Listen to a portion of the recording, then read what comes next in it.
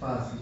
Pero en los primeros seminarios de Lacan, 1, 2, yo el 3 leería la favorita. y todavía no escribe tan, cierto, las clases son más entendidas. Bueno, sí, les comento un poco lo que les estaba comentando antes de ir a buscar las tacitas, que es que a mi juicio Lacan no es inentendible.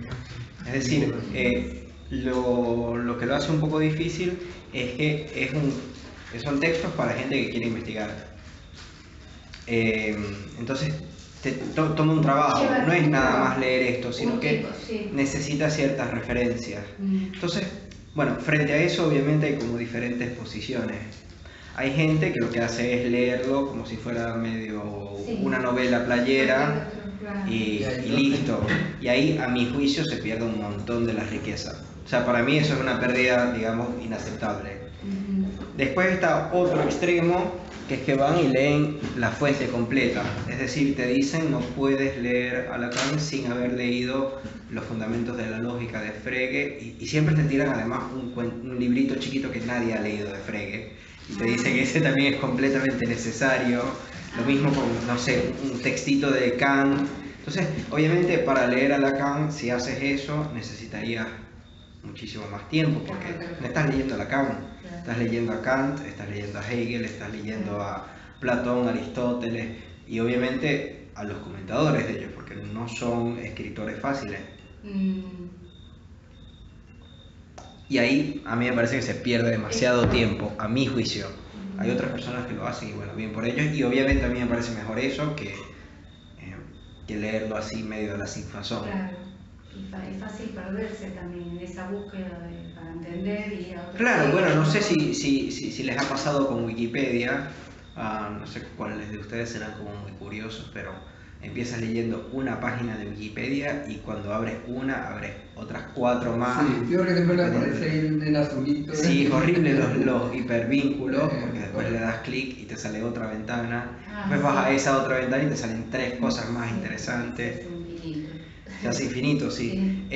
Entonces, bueno, lo que yo les estaba comentando es que yo por lo general las referencias las intento buscar con Google y con Wikipedia. O sea, no me parece a mí que se necesita muchísimo más de eso en la mayoría de las referencias de Lacan. Claro. Para acotar un poco también. Claro, porque si no se hace infinito el trabajo. Sí. Y además, como dicen, uno se pierde. No sé cuánto tiempo llevarán ustedes estudiando Lacan o algo así, pero yo intento un poco de ir haciendo, digamos, así.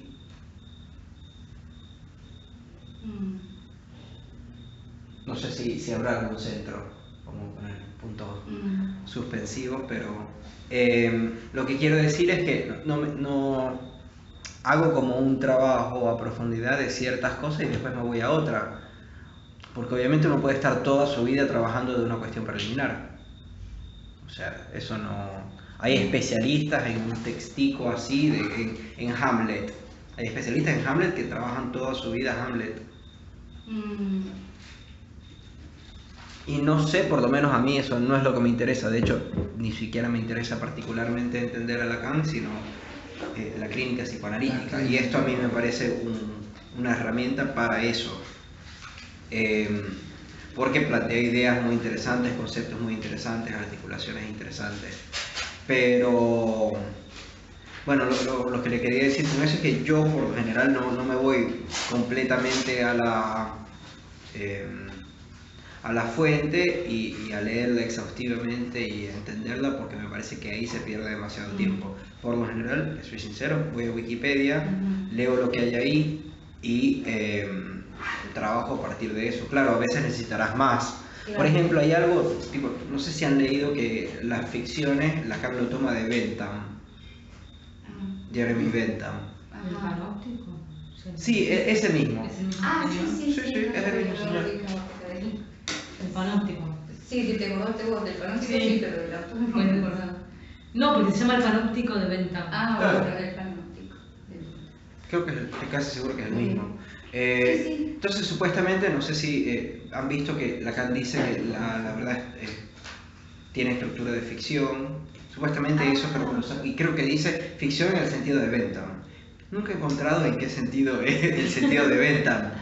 Pero bueno, lo que les quiero decir es que además, cuando se van a las fuentes, si alguna vez hacen ese ejercicio, se van a dar cuenta que Lacan dice, que la fuente dice, o sea, lo que Lacan dice, que la fuente hace, no está en la fuente. O sea, él hace un ejercicio de lectura, como se les dice, y encuentra ahí algo que está bien. Puede ser que se deduzca de ahí, pero que normalmente no está precisamente ahí. Eso, de hecho, por ahí tenemos una discusión en cuanto al inconsciente de Freud y Lacan, y en el autor, que Freud lo lee uno en la interpretación de los sueños, recuerdo el capítulo 7, donde Freud dice que el inconsciente del que él habla es el mismo que habla tal autor, ¿cierto? Y me pongo a revisar Lacan, y Lacan dice que no es ese en el que Freud se basa. Ve qué interesante, que es como la argumentación que tienen todos los de la escuela inglesa, ¿no? De lo del inconsciente y esto, porque Freud lo cita, dice que el inconsciente del que él habla es muy cercano al de tal autor, pero Lacan dice que no es ese. Muy bien, interesante. Claro, porque además, eso es otra cosa que no sé cómo trabajan ustedes, pero yo trabajo, por lo general intento trabajar con teorías y no con el autor. Entonces, si trabajas con teorías y no con el autor, entonces al fin y al cabo no me importa lo más mínimo si lo dijo Freud o si lo dijo Lacan o no. Me interesa plantear una teoría que me parece que por lo general está en sintonía con lo que dice Lacan. Obviamente esto es algo un poco diferente porque estoy haciendo un comentario del texto. Igual, bueno, podrán ver que tengo cierto sesgo y a veces me meto por un lado en vez de meterme por otro. Es como cuando, no sé, el corte que tiene que hacer un noticiero. Obviamente el noticiero no puede pasar las 24 horas diciendo qué fue lo que pasó en las 24 horas del día de ayer, tiene que hacer una selección. Y bueno, cada uno tendrá la suya, o cada grupo tendrá la suya, o cada teoría corta la teoría del texto de cierta manera. Cuando vos decís hay teoría, ¿cuál sería la teoría? ¿Vos decís psicoanalítica? ¿Qué sería? Pero lo que pasa es que, ¿qué es una teoría psicoanalítica? Porque si pensamos que Melanie Klein, que Anna Freud, que Sigmund Freud, o sea, los metemos, ¿quiénes de esos son psicoanalíticos? ¿Jung es psicoanalítico o no? Porque a mí por lo menos no me basta con decir Freud dijo que no era psicoanalítico. Para mí eso no es un argumento. O sea, habría que definir el campo del psicoanálisis y definirlo para ver qué está dentro y qué está fuera. Y que incluso al momento de definirlo pudiéramos llegar a la conclusión que Freud está por fuera. Sí. ¿Sí? Sí, porque no cumplía con lo que... Claro, porque no cumple con lo... ¿no? Es lo que pasa con todo, es lo que pasa, por ejemplo, también con Lacan o con cualquier nombre, digamos, con la psicosis o con el goce que se ve más claramente. Por lo general se habla muchísimo del goce, pero ¿qué se está diciendo cuando se dice el goce? Porque pareciera que para ciertas personas significa algo radicalmente diferente que lo que significa para otras personas. Entonces, a mí lo que me sirve es como definir ciertas cosas e ir trabajando a partir de eso, a partir de esas definiciones. Yo diría que lo que yo hago es psicoanálisis, pero si quieren decir que no me ofende, digamos, porque no es eso lo que me interesa que se llame o no psicoanálisis, porque no me parece eso lo relevante. Me parece lo relevante que es que, por ejemplo, pueda eliminar un tipo de sufrimiento. Eso, o sea, me parece muchísimo más importante que como lo llame. ¿Lo quieres llamar pera? Llámalo pera.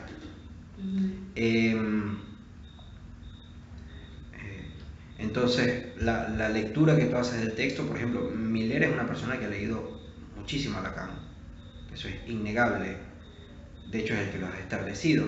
Pero para mí, la teoría que él tiene respecto de qué es el psicoanálisis es muy diferente a la mía, especialmente en los últimos años. Antes no tanto. Pero... Y de las escuelas, digamos, como que maneja mucho la traducción de Ricardo Rodríguez Ponte, como una... Claro, porque es más literal y toma las fuentes de otros. Lo que pasa es que nosotros con este texto no tuvimos este problema. Porque este texto lo trabajó Tomás... Segovia o Segovia, no me acuerdo, Sí, porque es un Segovia. escrito. Sí. Segovia sin tilde. Realizada por nazis. Claro, entonces no tenemos el problema de Miller. Claro, los seminarios sí. Los seminarios sí, que es lo que yo estaba comentando la primera vez, que, o sea, nosotros leemos en la versión de PAI 2, leemos el seminario digerido por Miller, y a mí no me gusta su digestión, digamos, porque además está digerido y después traducido. Claro. Entonces es como un proceso que a mí no... pero con los escritos no pasó eso, con los escritos los tradujo otra persona y los tradujo de una versión que ya Lacan había establecido.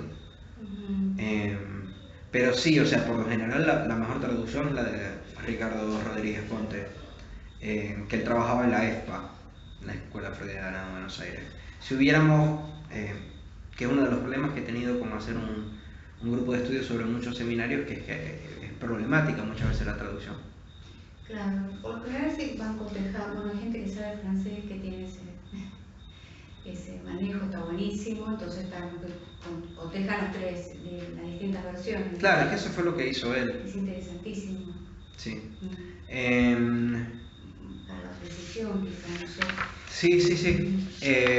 Pero entonces, lo que les quiero decir con esto es que, bueno, y ese es otro problema que hay con Lacan, que es que si se lee en francés es mucho más digerible que si se lee en castellano. O sea, en verdad, a mí cuando me preguntan cómo puedo empezar a estudiar psicoanálisis lacaniano, la primera respuesta no la doy porque es odiosa, pero es aprende francés. O sea, esa en verdad debería ser la primera respuesta, no es léete algo, porque te vas a leer algo digerido y después traducido. O sea, no vas a estar leyendo lo que digo Lacan. Pero bueno, esa es una respuesta muy odiosa, entonces digo seminario 11. Pero sí, en verdad, leyéndolo en francés se entiende, te diría que hasta el doble que lo que se entiende en castellano. Yo estuve revisando cuando empecé con la carta robada. De hecho, en el de Miller empieza por la mitad, ¿no? Empieza por el repartitorio. ¿Dónde? No, miento. Empieza desde la mitad. Empieza por la carta, por el cuento de la carta y luego llega el repartitorio.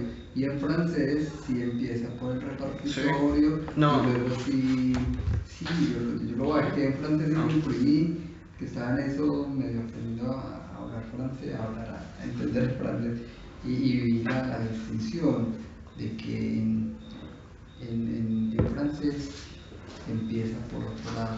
En francés empieza desde el repartitorio, cuando él empieza a hacer ese esquema, y empieza a ver las combinaciones posibles y eso. Revisa porque no, creo que no es así, déjame revisar. O sea, por lo menos la versión que yo tengo creo que no empieza así. ¿Vos revisás el libro de Payot de uno compra en las librerías? Cuando decís Miller es otro libro aparte o es el seminario? El escrito sobre la carta robada. La carta robada de escritos 1. Cuando lo empecé a trabajar, a verlo, mira, la versión de The Sale, por lo menos la que yo tengo, no empieza con el repartitorio en francés. Me encantaría bien trabajar ese Voy a segundo buscarlo, escrito, voy a- me gusta trabajar.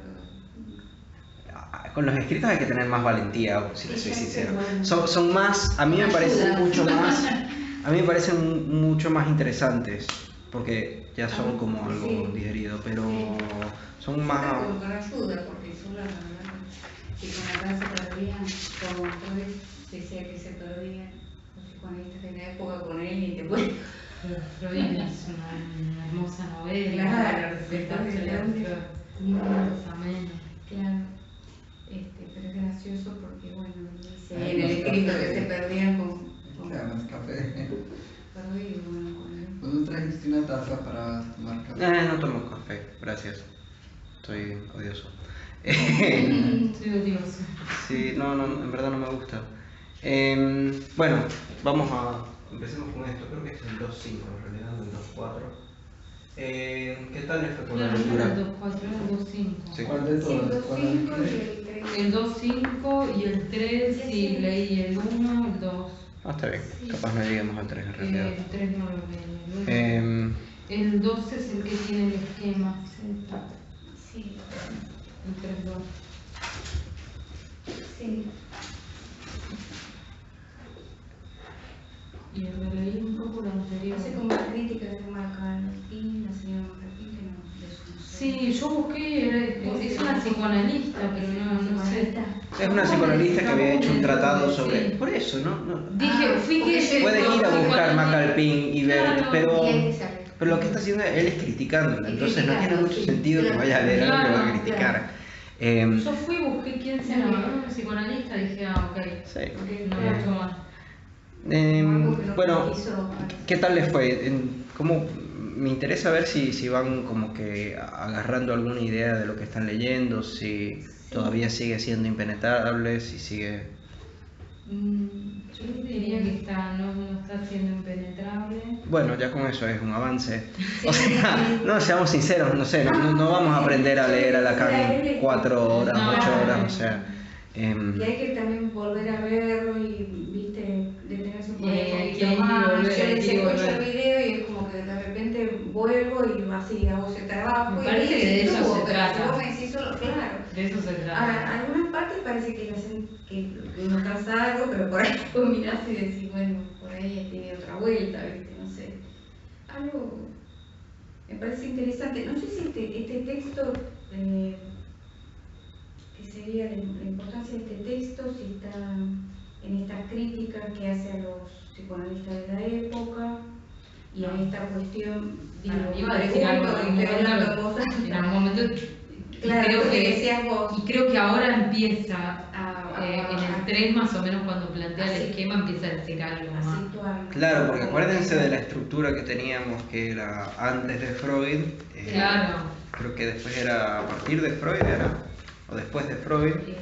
Sí, después de Freud y ahora es con Freud. Y ahora es con Freud, entonces ahora es que va... Me parece que ahora empieza Sí, ahora es la parte, digamos, más interesante. Aquí nos empezamos a meter como en la carne del asunto. Bueno, ¿y tienen como alguna pregunta o alguna guía, algo que les haya interesado sobre lo que leyeron?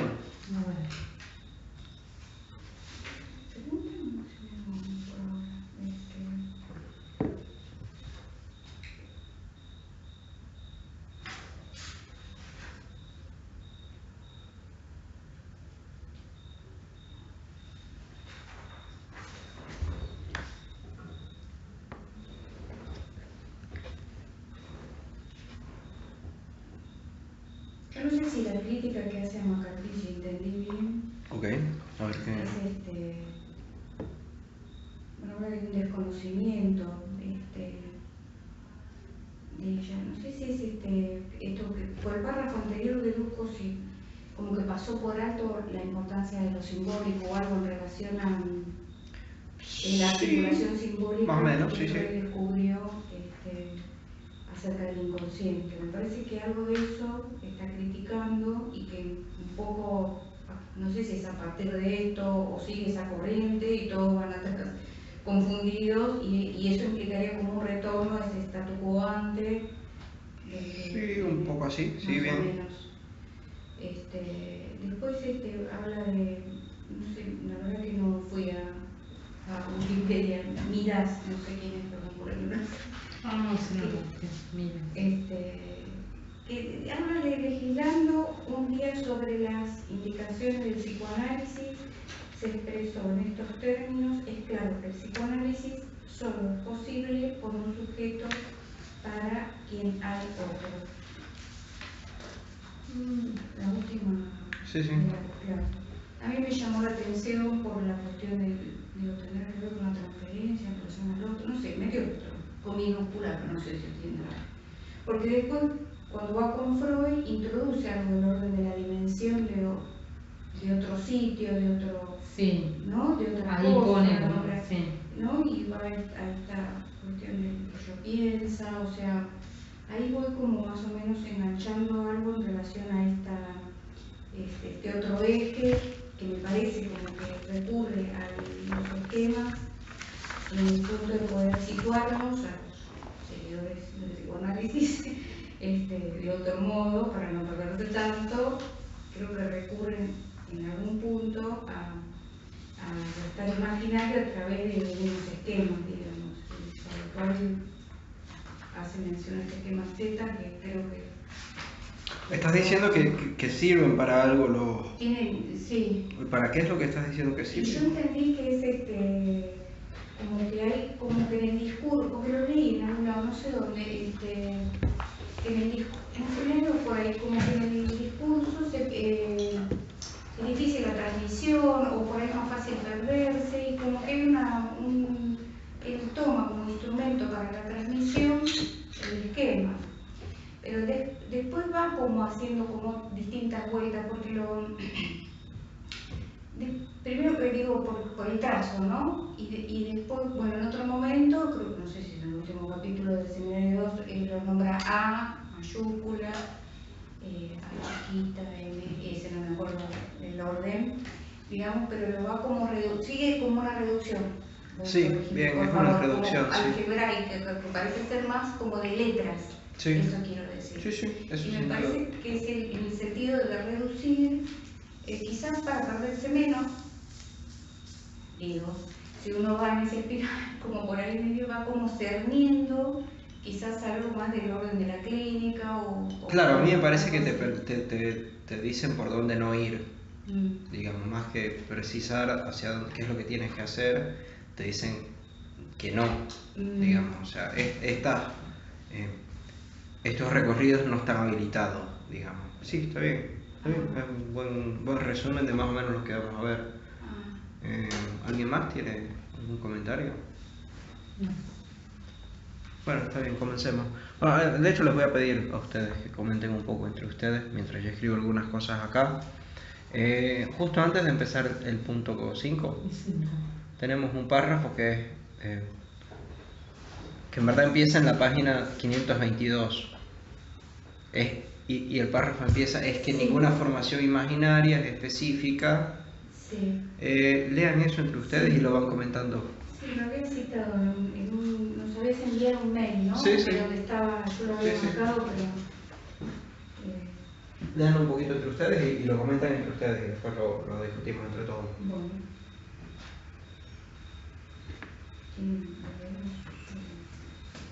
Sí. No tengo la voz.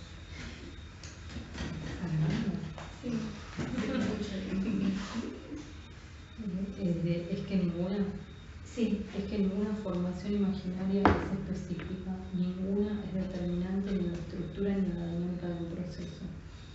Y por eso se condena a uno a errar una y otra vez cuando con la esperanza de alcanzar lo mejor se decide que importa un bledo la articulación simbólica que Freud descubrió al mismo tiempo que el inconsciente y que le es efectivamente consustancial. Es la necesidad de esa articulación la que nos significa en su referencia metódica al Edipo. ¿Qué se entiende? No entendía nada. Esperamos una vez y otra vez con la esperanza de alcanzar mejor. Se decide que por dónde... A ver qué dice en el pie de página, porque hay un pie de una cita 12. Me enseñaron una cartilla. Sí.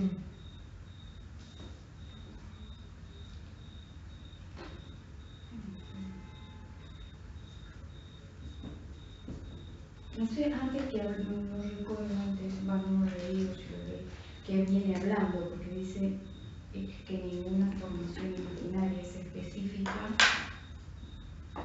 determinante en la estructura como en la dinámica del proceso. Determinante, no sé si es como definitoria, no sé qué palabra podría reemplazar. Como que no está solo ahí o que no es como lo único específico. ¿Puede ser? No sé qué quiere decir formación imaginaria. Claro, vayan ordenando, pero...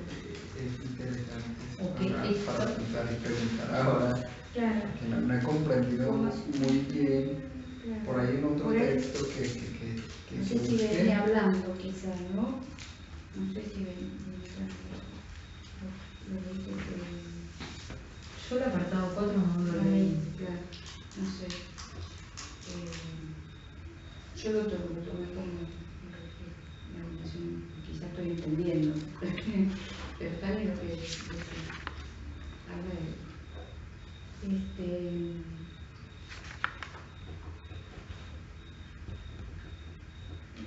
constitución del yo, no sé, la cuestión del imaginario, no sé si es eso. Bueno, si lo imaginario en esto, en nuestro registro, a ese imaginario se Esto de que pensé, por ahí esta cuestión de la constitución, la formación del yo. Pero vos decís como el imaginario, como el estadio del espejo, de ese imaginario. Sí. Sí, pero no sé si será eso, lo del estadio del espejo del 36, este es posterior, pero viene hablando de lo que viene hablando es de confusiones, no sé si está, pero tiene que ver con cierta cuestión donde ¿cómo decir? Se malinterpreta o es fácil irse por otros lugares, como la cuestión de suponer más que de leer el texto, entonces llega más a una cuestión, no sé si está hablando de esas confusiones o está hablando de la relación entre la chiquita y el pequeño otro felino. Bueno, pero podemos preguntar Sí, a qué se aburrido a la articulación simbólica que Freud descubrió al mismo tiempo que el inconsciente. porque como que a mí me da la impresión que consideraba determinante, perdón, Félix,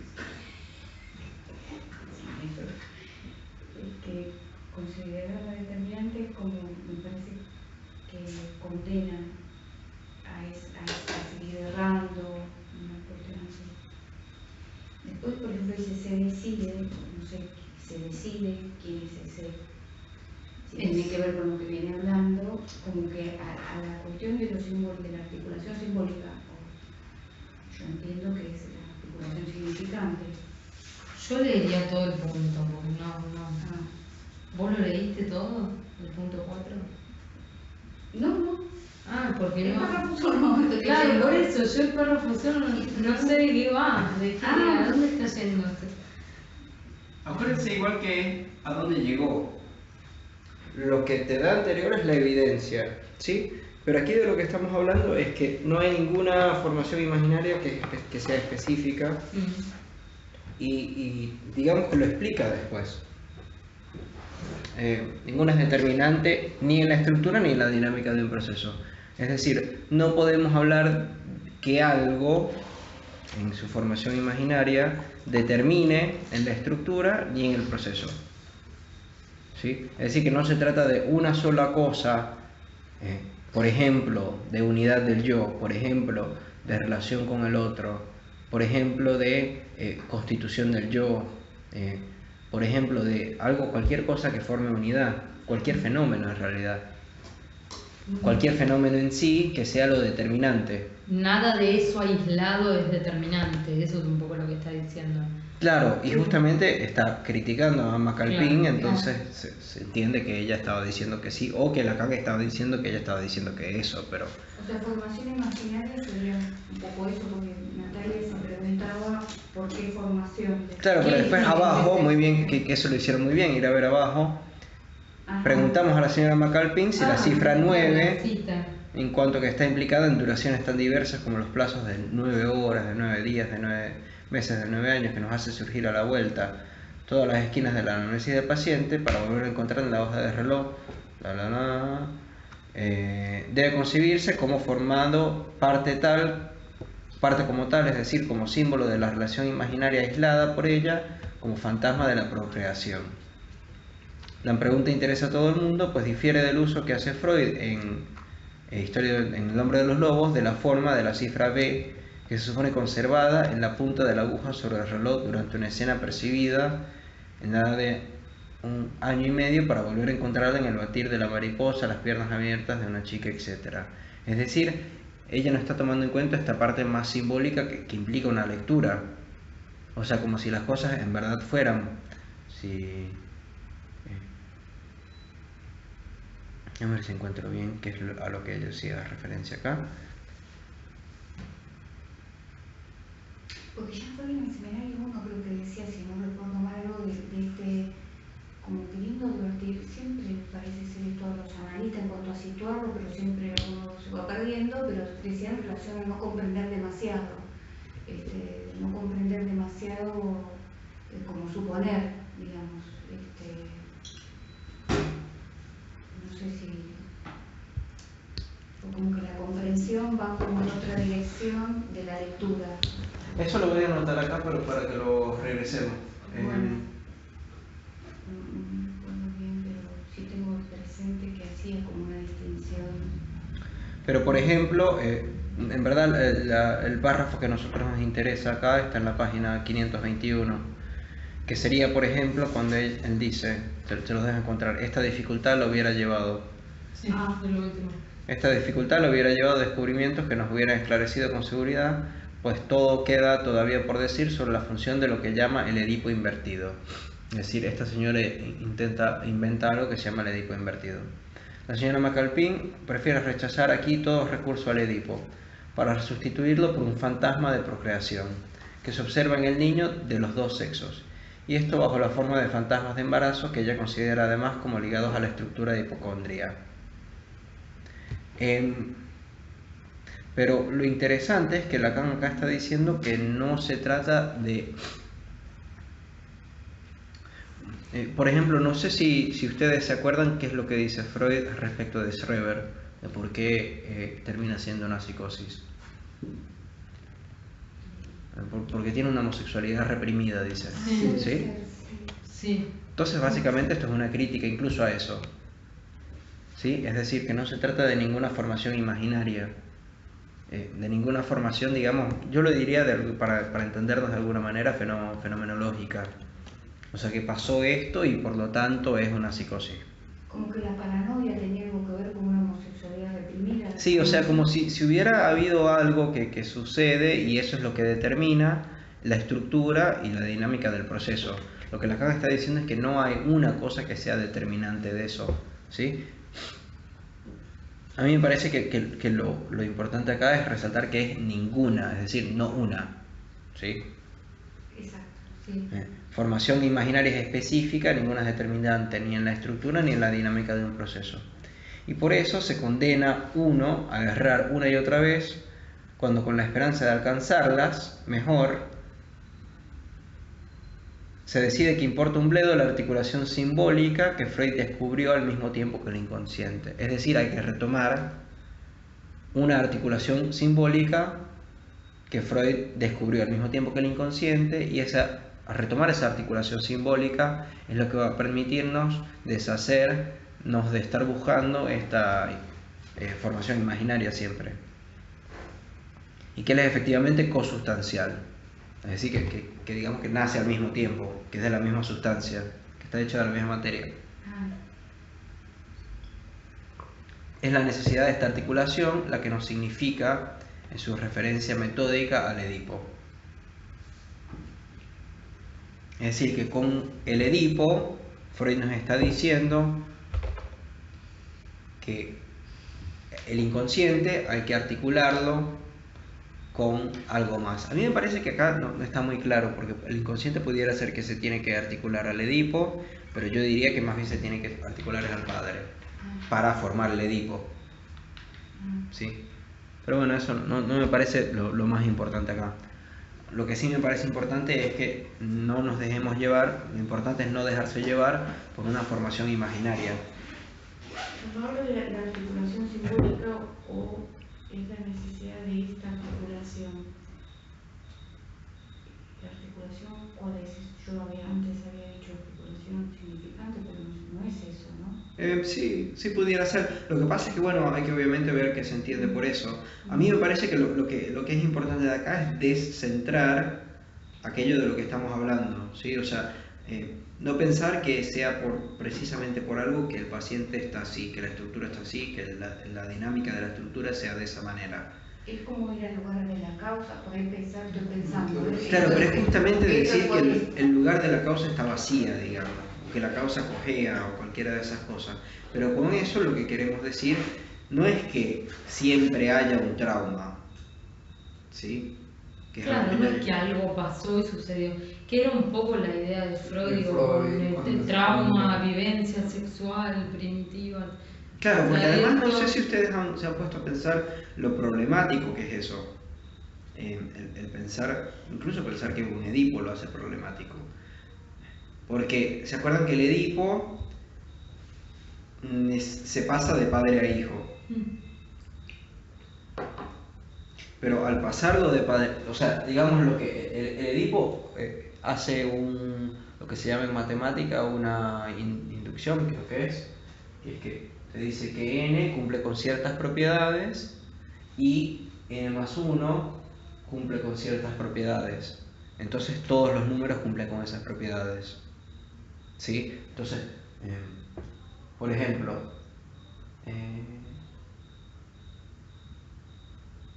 acá tuviéramos que poner el padre que le pasa el complejo de Edipo al hijo. Entonces por eso, o sea, como todo el mundo siempre tiene un padre, entonces podemos decir que todo el mundo tiene complejo de Edipo. Es la misma, ¿sí? Es la misma lógica. También se usa, por ejemplo, con la formación del analista, ¿sí? Cuando se dice, por ejemplo, que para ser analista hay que haber pasado por un análisis con otra persona. ¿Sí? O sea, aquí tenemos n y tenemos el n+1, que es como que hay una creación a partir de otro, necesariamente a partir de otro. Y eso tiene un problema, porque cuando vas yendo hacia atrás, por ejemplo, el padre de la horda, que es donde se inicia el complejo de Edipo, el padre de la horda no tiene un complejo de Edipo, por definición, porque él está antes del complejo de Edipo. Entonces es falso que todos tengan complejo de Edipo. Se forma entonces lo que se llama la excepción. Entonces, no, bueno, pero todos menos el padre de la horda. El fundante, digamos, claro. El ejemplo fundante. Claro, claro. No... Y es muy importante. Con Freud lo hacen todo el tiempo. Mientras que Lacan justamente nos dice, tengan cuidado con esto de Freud, porque Freud colándose ahí con machismo horrible, no sé si se han dado cuenta, el machismo horrible que hay en la obra de Freud, además cosas sexuales como un poco, no sé hasta qué punto, qué evidencia tienes que todos los niños nacen con deseos sexuales hacia su madre, o sea, ¿de dónde sacaste eso, digamos? Entonces, y todo el tema de la mujer también, o sea, sobre todo, ¿qué quiere una mujer? Que ser un padre son los temas principales que Freud no logró resolver y que Lacan intenta abordar justamente, digamos, haciendo un análisis de lo que presentaba Freud. Pero es justamente al digamos, no barrar a Freud, para decirlo como en lacaniano, y por tomar esto, pero sin barrar esto, porque el problema es que el n también tiene que ser un n+1, digamos.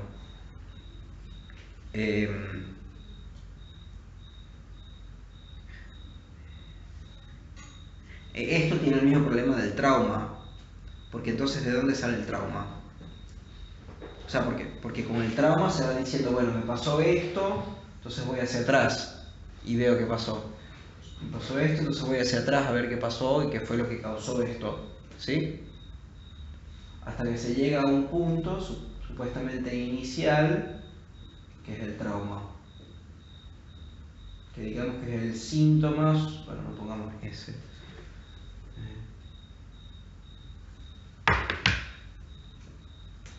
Voy a poner n sub 0, el inicio. Entonces después, bueno, entonces el n sub 1 que es un síntoma, n sub 2 que también es un síntoma, n sub 3, n sub 4. Entonces decimos que el síntoma n sub 4 se debe al trauma, que es el n sub 0. Pero entonces, ¿a qué se debe el trauma? Porque si vamos a suponer que tiene que haber habido algo anterior, ¿por qué decimos que empezó acá? ¿Por qué no buscamos algo anterior incluso? Pero Freud no lo ligaba un poco al azar, digo, estás hablando del trauma. ¿Y por qué el azar no empieza acá? Claro, bueno, en realidad es arbitrario que diga no, porque en ese momento se encontró con el pastelero que le dije, digo, un caso de Freud. Que sí. Se encuentra con el pastelero, listo, ese es el trauma, tiempo 1. Claro, pero ¿por qué ahí? Es arbitrario, me parece. Pero si ese es arbitrario, ¿por qué el n sub 4 no es arbitrario? Sí, entiendo la idea. O incluso, porque acuérdense que esto se arma en análisis, Sí. que lo vamos a presentar después. Pero si eso se arma en análisis, no me va a dar chance de escribir todo lo que quiero escribir. Lo que dice Lacan,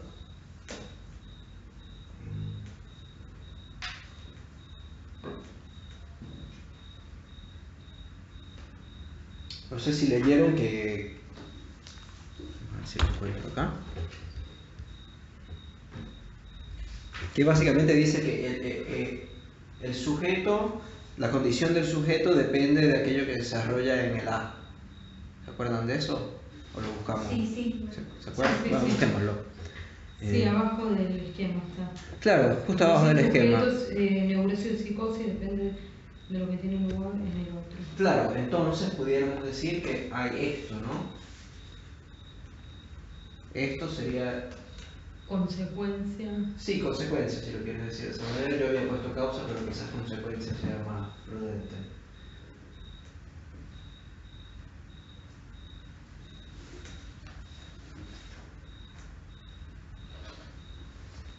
Pero obviamente en el análisis no empezamos por acá, No, empezamos por acá, claro. ¿sí? O Sí. si quieren empezamos incluso por acá, pero acá no empiezas por el otro. Entonces más bien, digamos que la experiencia más bien sería así.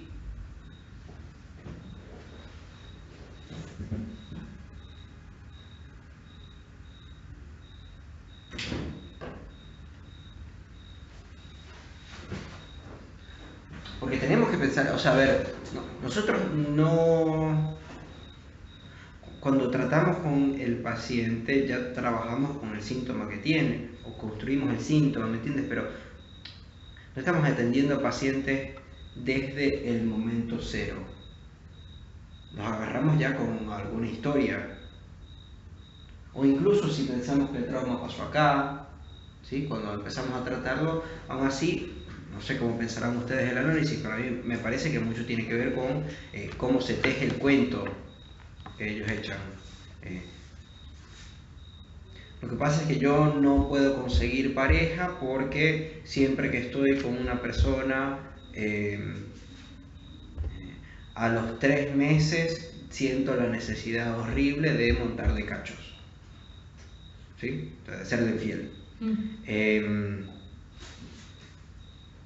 Está bien, ahí tenemos presentado, digamos, el problema. Y después, obviamente, pedimos de alguna manera u otra que empiece a elaborar respecto de eso. Bueno, ¿qué asocias eso? ¿O por qué? ¿O a qué se debe eso? Entonces te dirán, bueno, lo que pasa es que yo cuando era niño vi que mi padre, después de 3 años, ¿sí? Pero eso lo hace, es a partir de esto, lo hace acá. No lo hace acá. ¿Sí? Es decir, que en realidad el trauma viene a este lugar luego del síntoma. Por lo menos en el análisis lo construimos así. O sea, porque no es primero el trauma y después síntomas de la manera que lo contamos en el análisis. Es al revés. Y entonces, a mí me parece que hay 2 clínicas muy diferentes que podemos armar acá. Una sería la clínica del trauma,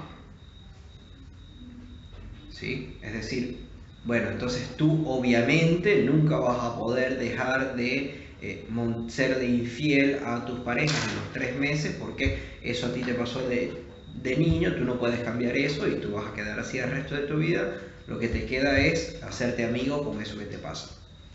Eso sería una clínica, que imagino que lo habrán escuchado millones de veces. Los humanistas. No, los lacanianos. Sí. O sea, no hay que remitirse a los humanistas. Pero tienes razón, son los humanistas. Eso es yo tengo un artículo chiquitico que después les paso. que es justamente eso, porque lo que se plantea en el humanismo es que somos naturalmente buenos hasta que viene algo malo y nos corroe, ¿sí? Y desde a partir de eso es que nosotros, entonces hay que trabajar con las partes sanas de la personalidad para...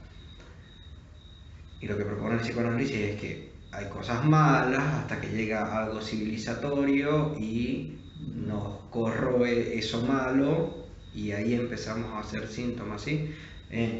Después se los paso, eso es un texto que para hoy vendría bien y es facilísimo, es divulgativo.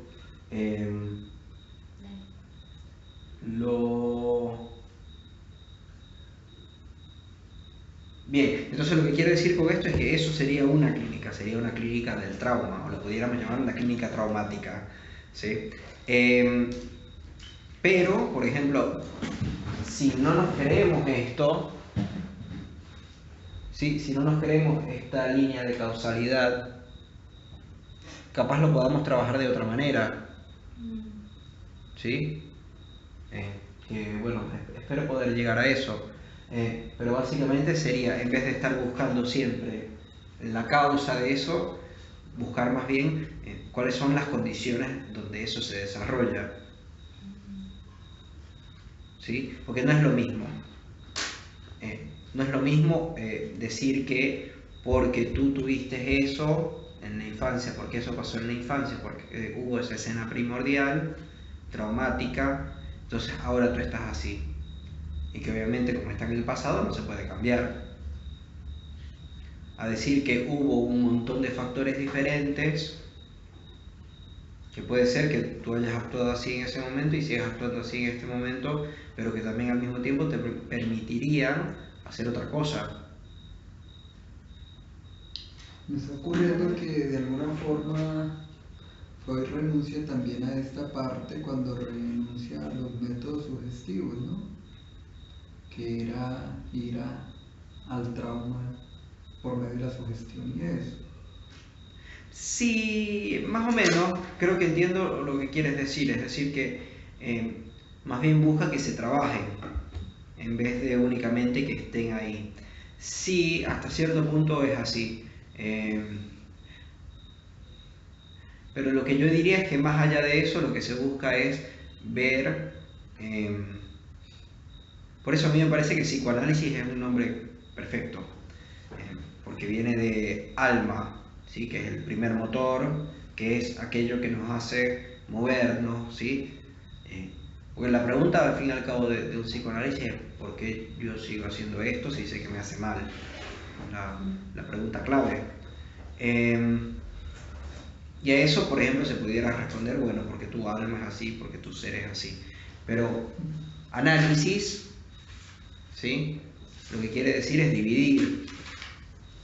Entonces sería un primer motor dividido, pues que obviamente no tiene sentido porque no sería primero, ni sería completamente motor, ¿sí? O sea, sería, digámoslo de alguna manera, sería fragmentar el trauma.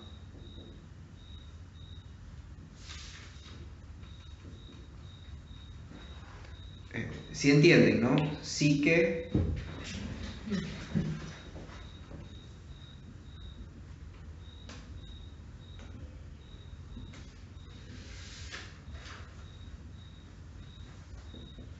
Psico es alma y análisis es división.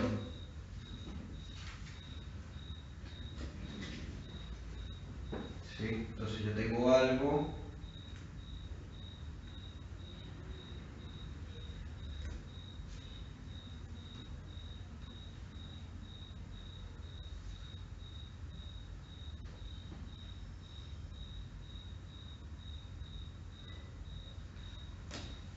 y lo divido.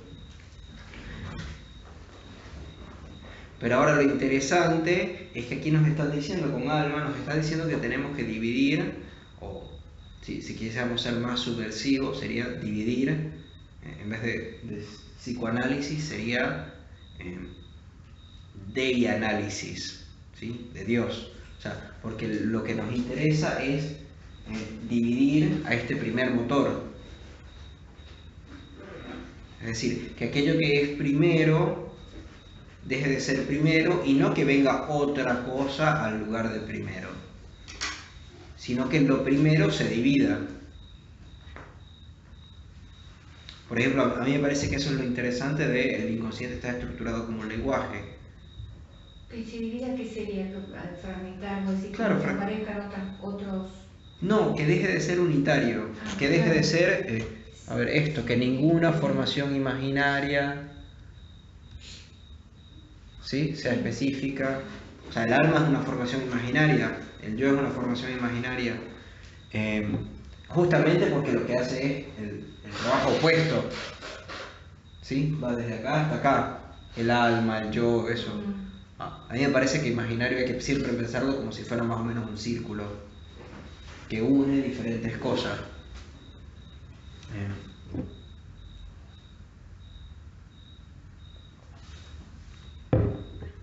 Sería más bien ver que no se trata de esto, sino que se tratan de diferentes componentes que hay ahí jugando de diferentes maneras.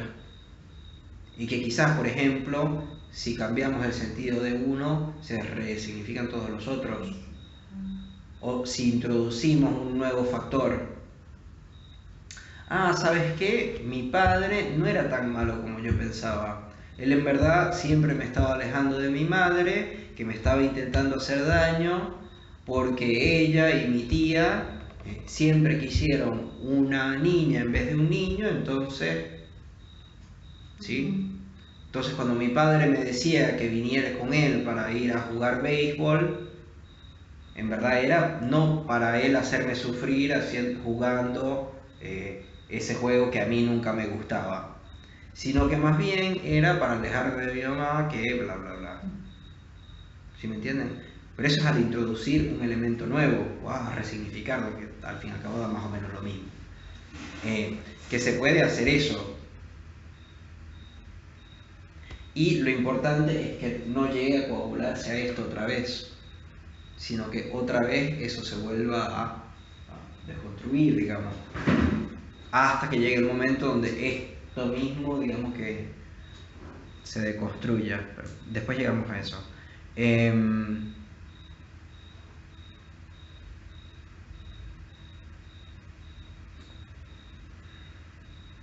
¿Se entiende un poco?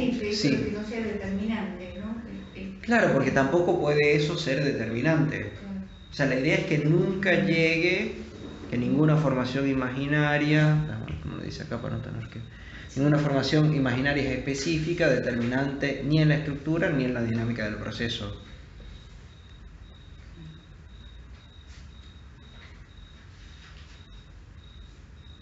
Sino que más bien tenemos que retomar la articulación simbólica que Freud descubrió al mismo tiempo del inconsciente, y que le es efectivamente consustancial. Es la necesidad de esa articulación la que nos significa, es decir, eso, ¿no? A ver, esto de la articulación simbólica pudiera justamente ser eso, que es que el inconsciente está estructurado como un lenguaje. Cuando lo dice consustancial, es decir, si una articulación simbólica es consustancial del inconsciente, significa que el inconsciente está estructurado como una articulación simbólica. O sea que el inconsciente está estructurado como un lenguaje.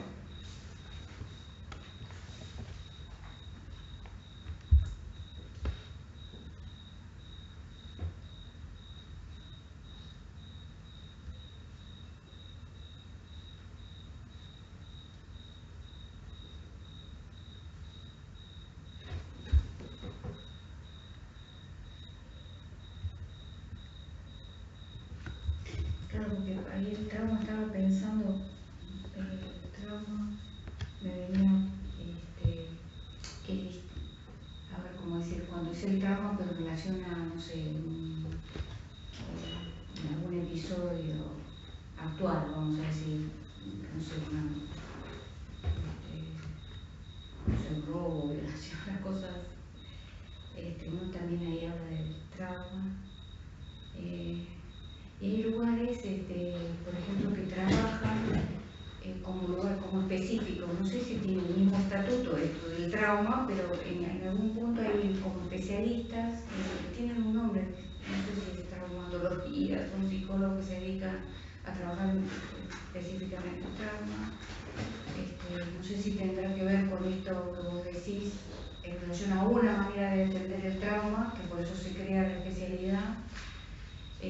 Pero más allá de eso, que no tiene que ver con la historia, estoy pensando, como vos decías, bueno, eso ya pasó, esa historia, algo de los niños, ¿no? Que en un momento, aludiendo a lo que Freud decías, que no se puede cambiar, bueno, pero en la actualidad tampoco, si hay un episodio de una situación desagradable, eso tampoco se puede cambiar. Lo importante, pienso, es cómo eso puede entrar, bueno, ser dicho, digamos que empiece a aparecer otra cosa. A veces es un recuerdo, a veces es un sueño, otra cosa, que por ahí puede introducir una vía diferente, que no sé si la palabra es correcta, rompa como un sentido que es enloquecedor, porque no hay salida en el sentido, en eso que cierra, en eso que no hay, sí, eso circular por ahí, una cosa así. Sí, a ver, creo que se trata justamente de algo del sentido, es decir, que el psicoanálisis pudiera ser el vaciamiento del sentido que tiene un síntoma. Porque se cree que justamente el sentido que tiene ese síntoma es lo que hace que siga ahí. Como enloquecedor. Sí, no sé si... como que lo padece. Sí, exacto, habla, padecimiento, digamos, ¿no? sí, es claro, un tipo de padecimiento con el cuerpo, de más, claro. Pero creo que lo importante, por lo menos con lo que estamos diciendo ahorita, es que justamente no se... A ver, porque se le quita sentido cuando justamente se encuentra que hay otras maneras también de que eso haya sucedido, digamos, o de que yo sufra de esta manera no únicamente por eso. Tiene que ver con esto de fragmentar. Es decir, que la causa no sea solamente una cosa porque...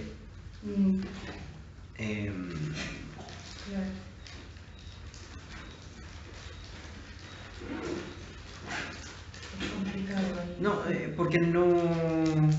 Así se va a coagular otra vez. ¿Sí? O sea, si nosotros decimos, tú estás así por esto, ¿cómo se...? Sí.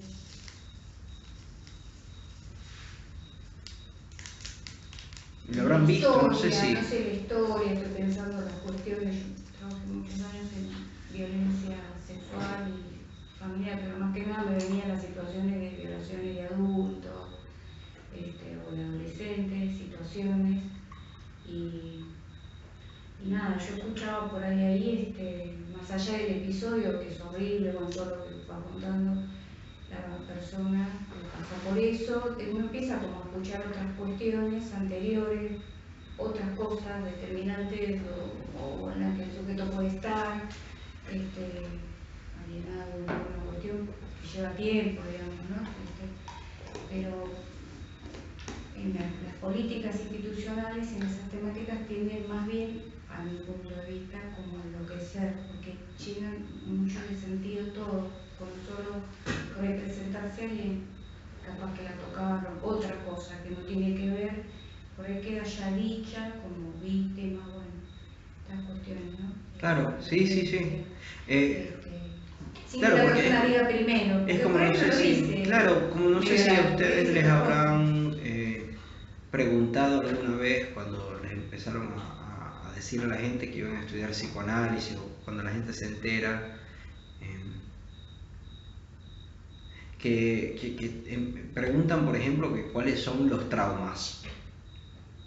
Entonces normalmente son esas las respuestas, que no sé, que la madre se haya suicidado cuando era joven, que su tío lo haya tocado en una parte inadecuada, etc. Pero a mí me parece que no podemos decir que es un trauma a priori, digamos, sino que eso es algo que se construye en un análisis, porque puede haber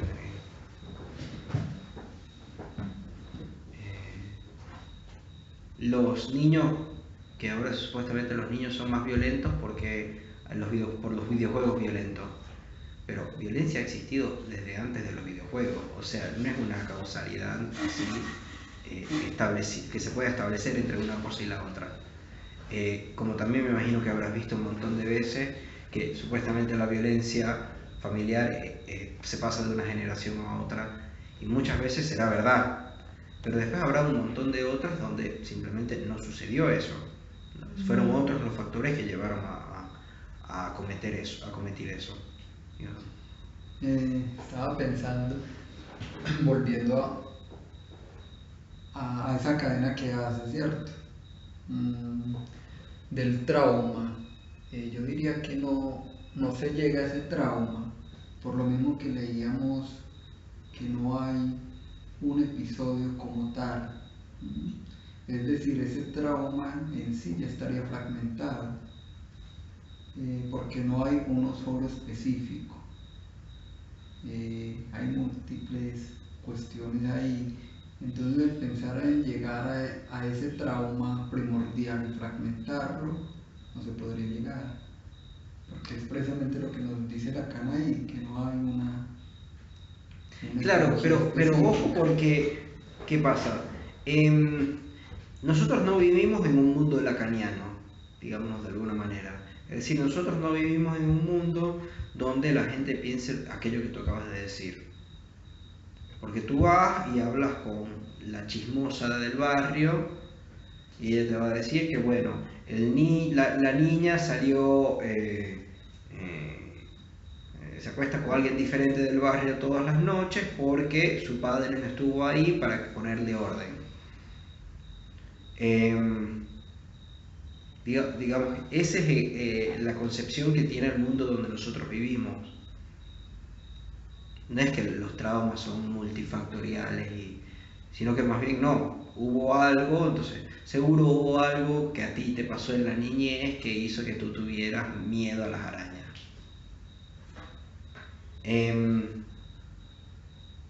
Entonces sí lo vas a encontrar. Pero me parece que justamente el trabajo del psicoanalista es eso que tú dijiste. Pero eso no significa que no se va a encontrar. ¿Sí? Porque no se trata de que el mundo sea de alguna manera o de otra.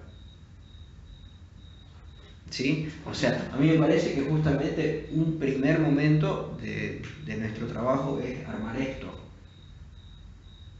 Para después dividirlo. Pero primero se tiene que armar.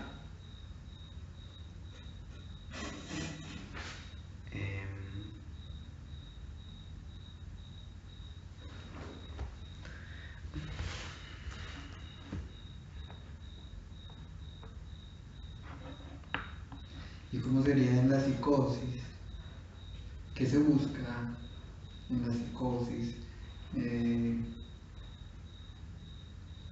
La etiología para desarmarla. Pero es que esto es la etiología.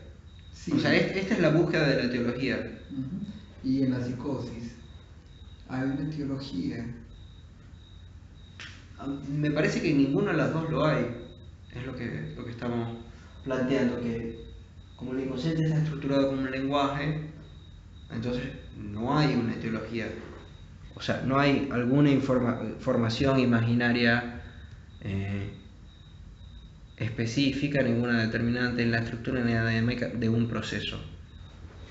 ¿Sí? O sea que ahí habría que construirla, formarla, lo que más o menos le comprendo. Pero justamente estábamos diciendo que no, que se trata más bien de dividirla. Igual, calmémonos un momento.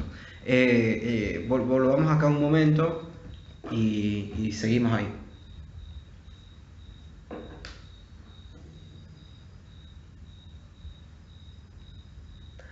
Voy a escoger solo unos párrafos para ir un poco adelantando. Esta es la razón de que por una parte los psicoanalistas se ven reducidos para definir la decisión mínima perfectamente exigible entre la neurosis y la psicosis a atenerse a la responsabilidad del yo para con la realidad. que es lo que nosotros llamamos dejar el problema de la psicosis en el statu quo ante. ¿Alguien quiere ayudarme con eso?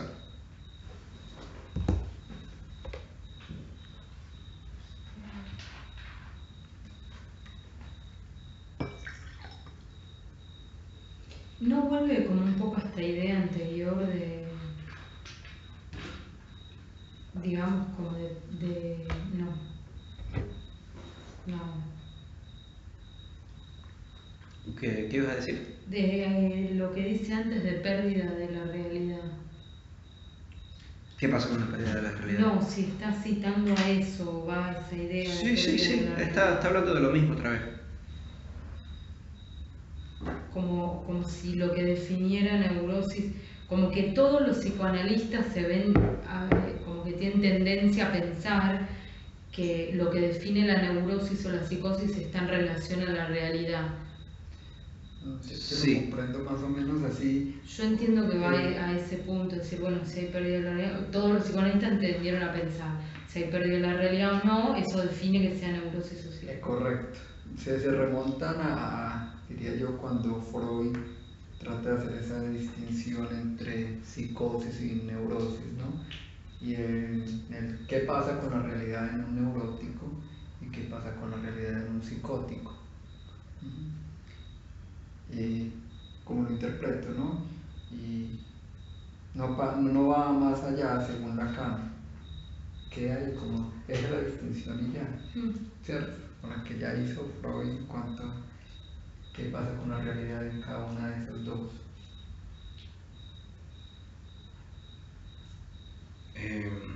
Sí, hay algo igual que quiero resaltar, o sea, eso está bien. Habría que agregarle un poco este tema de la responsabilidad del yo, porque no es solamente la realidad, sino que el yo es responsable por aquella realidad que percibe. ¿Sí?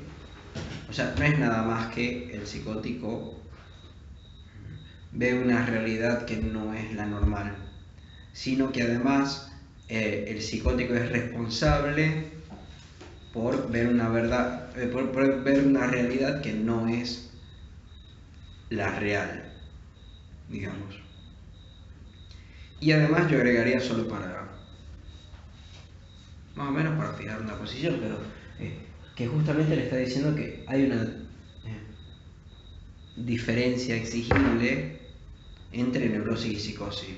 Eso. ¿Sí? Claro, por la palabra decisión mínima no entendía bien, te iba a preguntar. Claro, decisión es división. Claro, sí, está bien. Claro, porque entonces lo que está, además que me parece que lo está como enfatizando, porque dice decisión mínima perfectamente exigible entre la neurosis y la psicosis.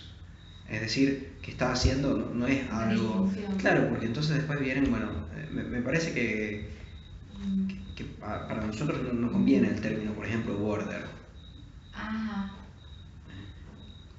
Que como alguien se avispó de eso.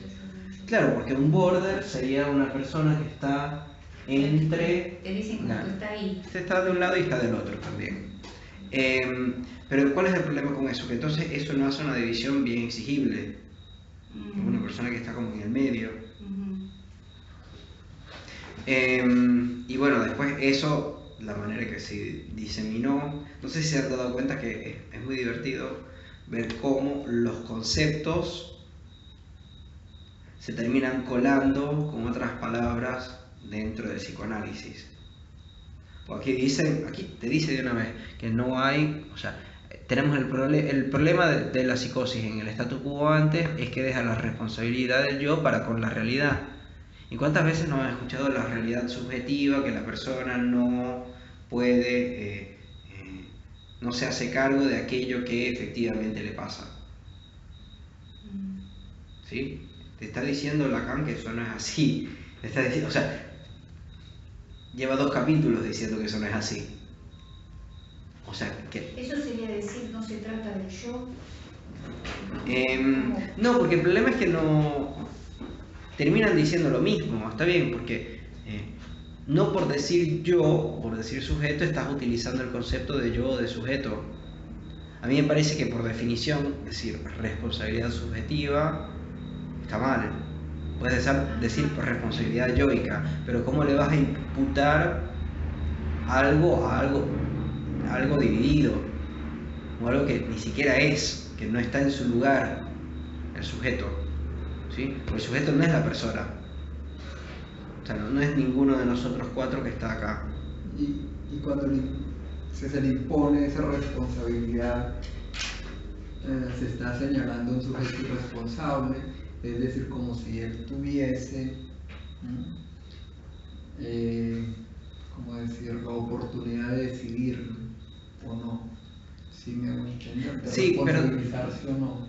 No es precisamente eso, porque eso también lo dicen en las escuelas lacanianas, dicen, bueno, pero fue una elección forzada. Ay, sí. Ah, sí, no escuché. Sí. Sí. En la facultad escuchamos. Sí, es una elección forzada. Una línea, digamos. Tú no tenías una decisión en sí. ese momento. Sí.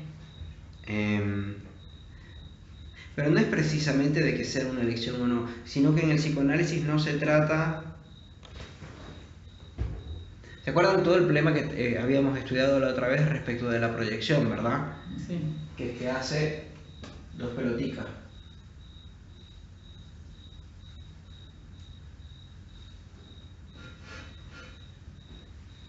Ahí. Paciente, terapeuta, ¿sí? Para llamarlo de manera que todos vamos a entender. Una paciente terapeuta, y a este lugar vendría la responsabilidad.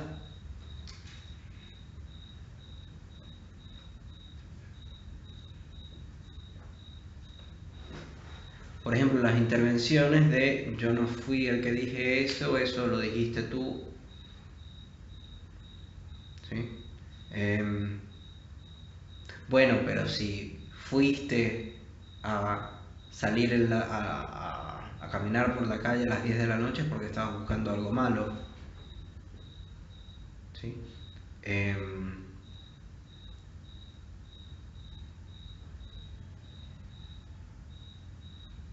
Sí, si le pasó a una mujer algo también por cómo fue vestida.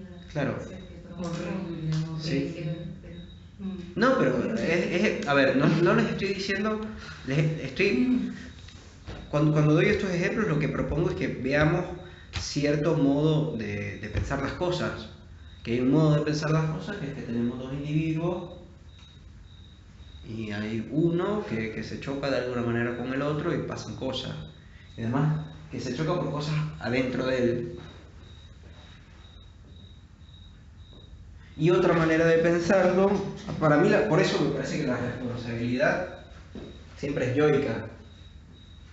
Mientras que otra manera de pensarlo sería, bueno, esta persona va a decir algo, esta persona va a decir algo, bla, bla y ble. ¿Sí? Bla y ble y van a escuchar el bliblo. Ahí está cayendo ahí otra vez el problema, es muy difícil salirse de eso. Quiero otra cosa, bla y mu. ¿Sí? Porque el problema es que si decimos ble y ne, estamos cayendo acá en lo mismo, en que el individuo entonces entiende eso. Para mí, sobre lo que queremos nosotros trabajar, no es sobre eso, a este nivel, sino a este nivel. a ver, no vi. Sí, al nivel del bla y el mu. Ah, Que no importa quién dijo bla y quién dijo mu. Porque acá importa. Que importa que este haya dicho bla y que este haya dicho mu. No sé si a ustedes les pasa, pero a mí me parece que los fenómenos más ricos dentro de un análisis son justamente cuando te dicen, sí, porque la semana pasada tú me dijiste que sería bueno que yo buscara otros horizontes. Y tú dices, no hay ningún tipo de manera que yo haya dicho eso porque yo no hablo así. Pero entonces ahí pasó algo que no se trató ni de bla, ni de mu, o sea, no se trató de esto, sino que se trata, si el psicoanalista acepta, sí, está bien, trabajemos sobre eso, se empieza a trabajar con otras cosas. que al fin y al cabo no importa demasiado de dónde salió eso sobre los horizontes, sino que empieza a trabajar sobre qué es eso que se dice y cómo se dice y por qué, no me acuerdo si está acá, pero hay un lugar donde Lacan dice que es muy importante por qué se decidió decir algo de una manera y no de otra. Que ojo que no es porque se dijo algo y en vez de otra cosa, en el sentido de por qué se dijo celular, pero no en el sentido de que pudo haber dicho móvil, sino preguntarse, pero ¿por qué dijiste móvil en vez de decir celular dijo vaso? ¿Sí? Entonces hubo un lapsus porque en verdad querías decir celular y dijiste vaso, no, sino más bien porque dijiste celular en vez de decir móvil. ¿Sí?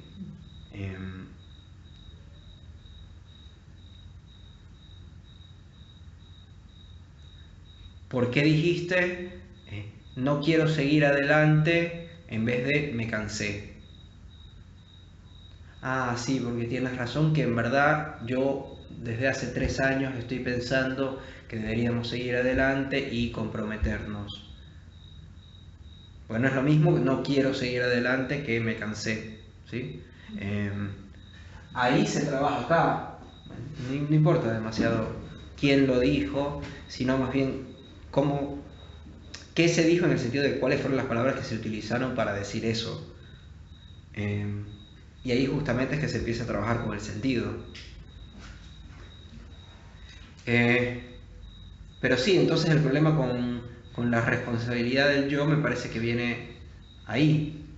O sea, en el sentido de que no sea el análisis un lugar para decirle al paciente es tu culpa por haber hecho tal cosa. Cuando decide a trabajar, se empieza a trabajar con el sentido, es con lo que trae el paciente, con esto que trae, esto que estabas comentando en relación a que tome otros horizontes, que lo leyó así, algo le quedó así, la idea esa, digamos, ¿no? Es con eso. Claro, porque a ver, nos tuviéramos que preguntar por qué la gente sigue haciendo, la pregunta que para mí es la pregunta fundamental de un análisis de por qué alguien sigue haciendo algo. Y una respuesta me parece que pudiera decir que es porque eso es lo que le da sentido a él, a su vida, a sus síntomas, a sus relaciones, etc.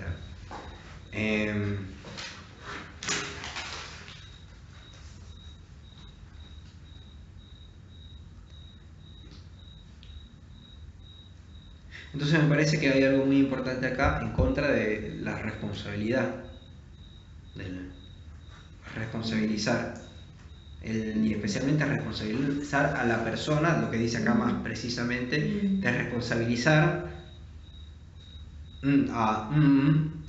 por la realidad, o por cómo su realidad difiere de la realidad, ¿sí? Que es algo que se hace muy comúnmente en el psicoanálisis y que Lacan está diciendo que es incluso pre-freudiano,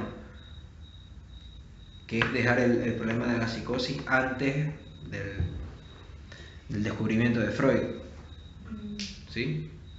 Estaba pensando en un texto de Freud, pero no, que se llama La responsabilidad moral por el contenido de los sueños. Sí.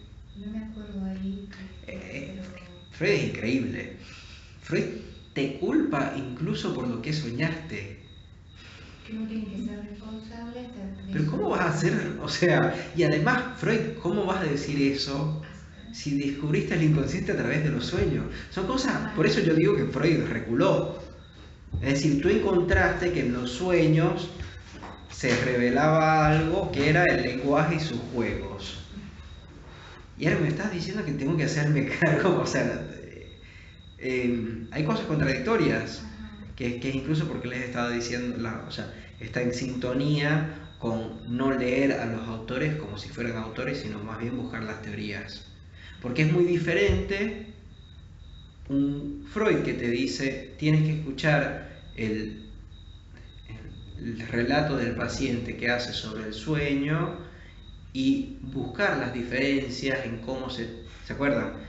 Para interpretar un sueño necesitas dos versiones y ver las diferencias entre las dos versiones para poder ver cuál es la diferencia ahí que se está jugando en la manera de decir las cosas y interpretar a partir de eso para llegar a una realidad. Es muy diferente eso a decir tienes que hacerte cargo de tu sueño, que además es algo, no sé, o sea, díganle eso a cualquier persona no metida en el psicoanálisis, porque la gente metida en el psicoanálisis es como si tuviera ya iniciado con todos las connotaciones ritualísticas que tiene eso, iniciado en el psicoanálisis y de repente se creen cosas como por ejemplo que todos los niños nacen con deseos sexuales hacia su madre, que es como si vamos a tirar algo tan fuerte, una bomba tan fuerte, tengamos un montón de evidencia atrás.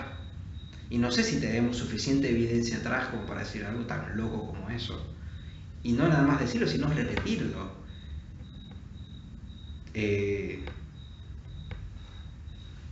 Entonces, no... A mí me parece que empieza por un lugar fantástico Freud y después se desvía. Se desvía mal frente a eso.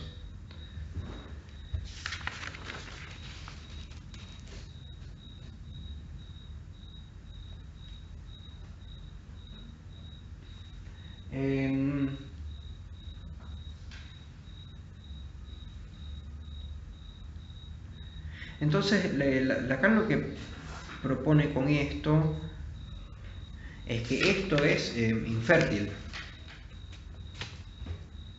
¿Sí? No estoy muy seguro dónde está eso, pero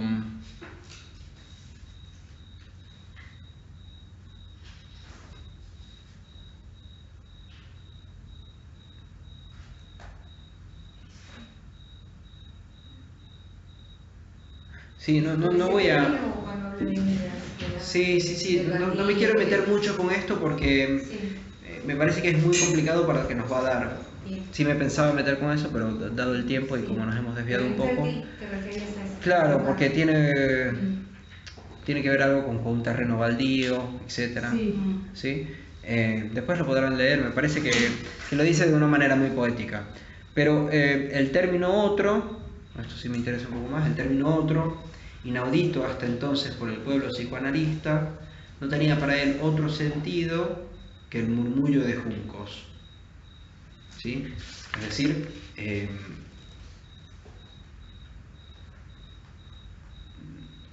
hay que rescatar el término de otro porque pareciera que no lo toman en cuenta.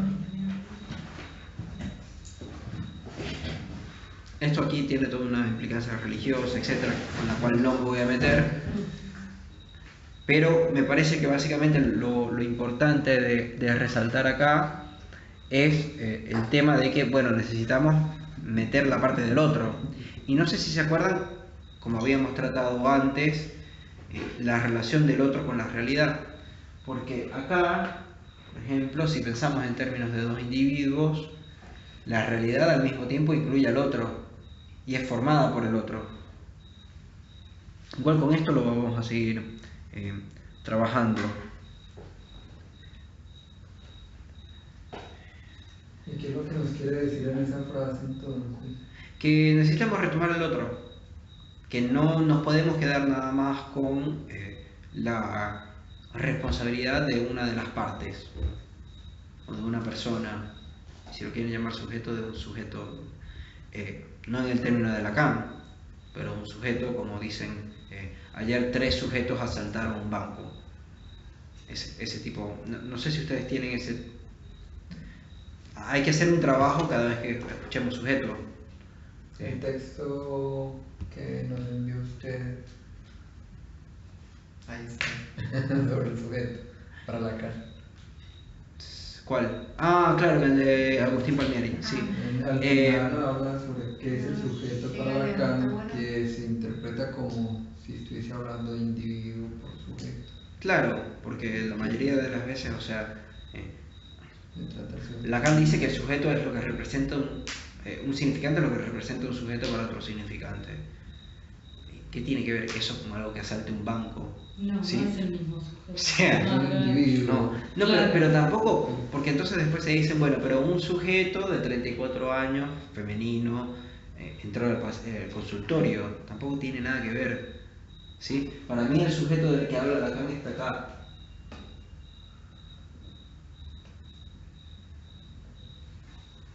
¿Sí?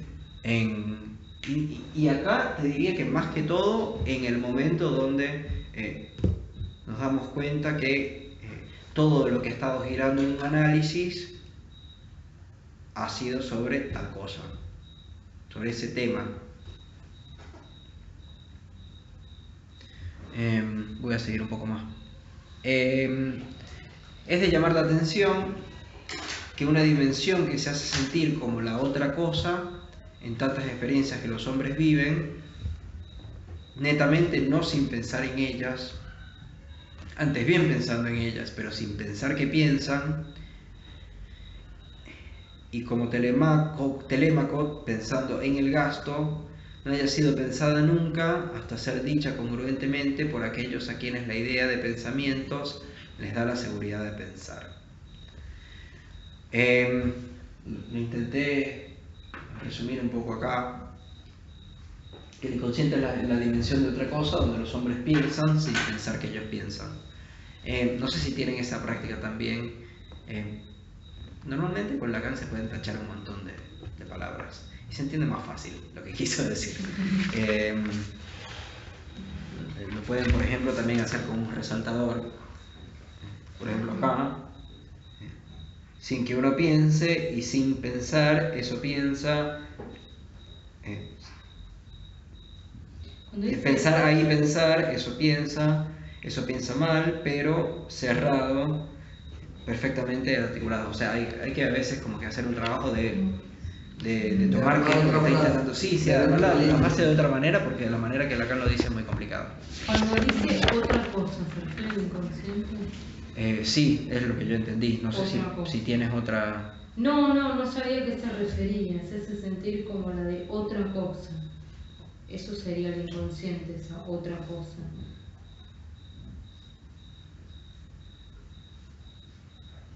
Entonces es un lugar donde los hombres piensan sin pensar que ellos piensan. Okay. Sí. Ahí, digamos. Y obviamente él acá está dialogando con toda una tradición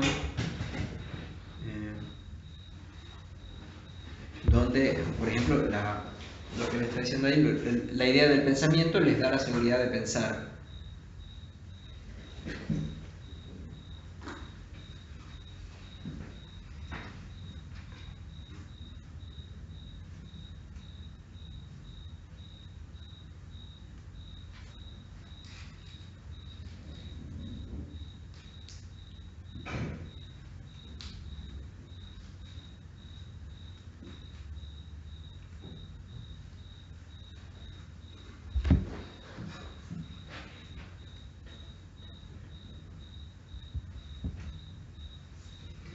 Que además no sé si ven que es un resumen fantástico del pienso luego soy. O sea, Sí. como pienso que pienso. Sí. Como pienso, existo. Claro, a eso hay que matizarlo mucho, pero sí, básicamente. O sea, porque de donde se engancha es que pienso, pero es el primer pienso, es como pienso que pienso.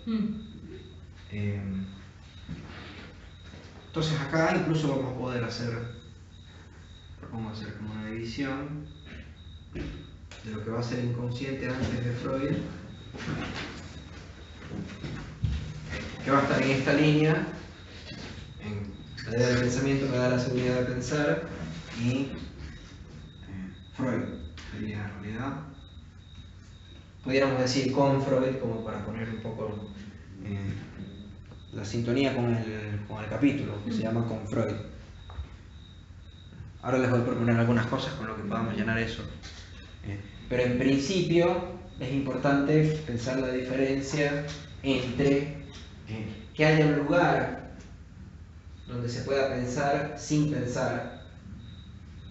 Es decir, no tener una autoconciencia. Es como como la otra cara sería como no sé cómo decir, de cara, la correa de cara. Sí, claro, esto es de Descartes. Claro. Porque se acuerdan que es el sujeto cartesiano. Claro, ¿sí? Lacan dice que nosotros trabajamos sobre el sujeto cartesiano. Entonces acá vamos a empezar a desarrollar eso un poco.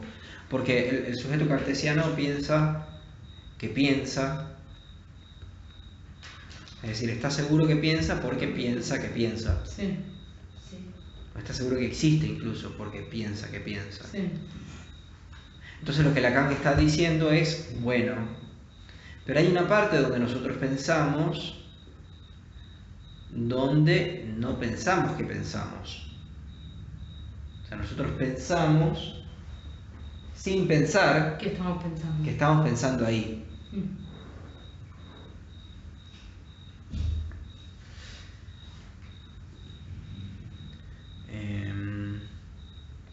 Esto se los dejo porque me costó mucho encontrar la referencia, entonces si la quieren buscar, sí, se les hace más fácil. No es algo que particularmente nos vaya a servir, pero les digo porque no es algo que encuentras fácilmente en Google.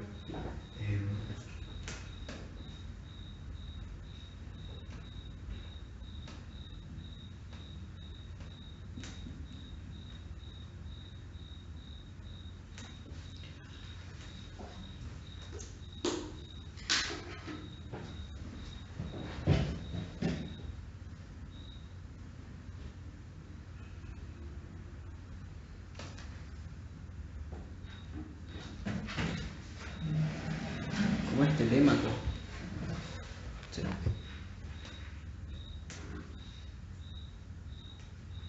Acá está la referencia a Telémaco. Telémaco es el hijo de Ulises y Penélope. Y Paul Jean Toulet hace un poema que se llama Las contrarrimas, donde dice Telémaco está todo podrido, él piensa a dépense, que es como despensar, a no pensar, pero al mismo tiempo a deponerse. No es muy relevante, pero lo digo porque me fue difícil de encontrarlo. Entonces capaz para ustedes también. Si es que algún día lo quieren buscar. No es muy relevante ahorita. Sigo un poquito. El deseo, el hastío, el enclaustramiento, la rebeldía, la oración, la vigilia. Está describiendo como la condición humana, ¿no? De una manera muy poética. Quisiera que se hiciese alto en la vigilia, puesto que Freud se refiere a ella expresamente por la evocación en la mitad de su Schreber de un pasaje de la Zaratustra de Nietzsche. ¿Sí? Pero ven, ¿se acuerdan que estamos hablando del sueño? Sí. Y la vigilia, que sería su contraparte. Bien. El pánico, en fin, están ahí para darnos testimonio de la dimensión de este otro sitio. Y para llamar sobre él nuestra atención, no digo en cuanto a simples estados de ánimo, es decir, nosotros podemos ver este otro sitio por el deseo, el hastío, el enclaustramiento, la rebeldía, la oración. En todo esto se vería este otro sitio. Claro, son las evidencias que nosotros tenemos del otro sitio. El pánico nos dan testimonio, es decir, nos hablan sobre este otro sitio.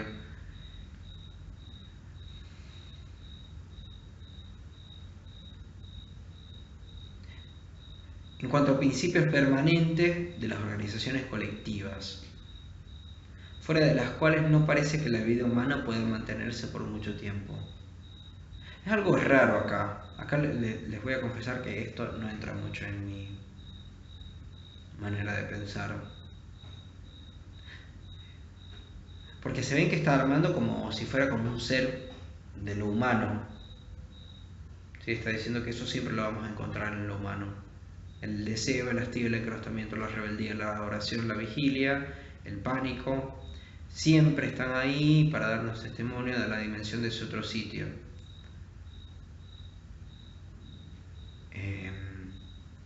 Y son principios permanentes de las organizaciones colectivas.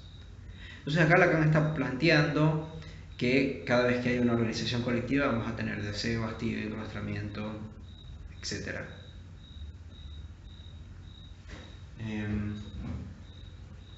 ¿Qué es lo que nos da cuenta? Acá también lo pueden ver. Las flechas de causa, que a mí me gustan tanto, son muy problemáticas en Lacan. No es una buena manera, en verdad. Pero bueno, de alguna manera hay que hablar. Porque entonces, en realidad aquí nos pasa lo mismo de consecuencia y experiencia. Porque lo que Lacan está proponiendo es que los principios permanentes de las organizaciones colectivas, que sería el hastío, el deseo, etc., están causados por esto. Pero al mismo tiempo nosotros llegamos a esto a partir de esto. También pudiéramos armar como una flechita así. ¿Sí? O sea, experiencialmente vamos de aquí hacia acá, aunque la manera causal sea de acá hacia acá.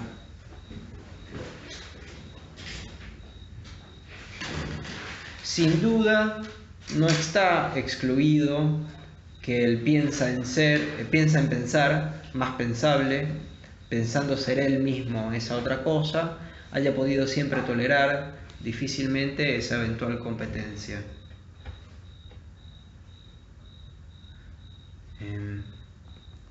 Entonces ahora está hablando de este lado, de antes de Freud. ¿Sí? Porque lo que está diciendo es que, bueno, hubo momentos donde él piensa en pensar, o sea, yo pienso en pensar, ¿sí? ¿Se acuerdan de ese doble pienso? Pienso en pensar, más pensable, pensando ser él mismo esa otra cosa, es decir, pensando ser él el inconsciente, haya podido siempre tolerar difícilmente esa eventual competencia. Entonces lo que les propongo es que antes de Freud otros pensaron el inconsciente.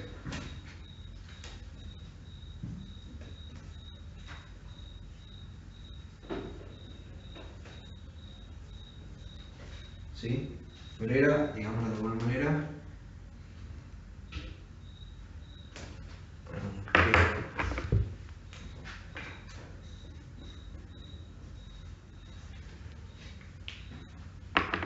pero es un inconsciente que es, un inconsciente realizable.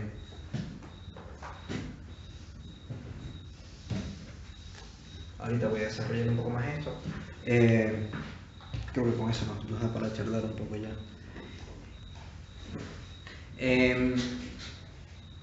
Entonces, si ellos piensan el inconsciente, un inconsciente que es realizable, tenemos sin duda, no está excluido que él piensa en pensar más pensable. Acuérdense, esto de piensa pensar más pensable, pensando, creo que también es como un recurso medio poético para decir pensando muchísimas veces.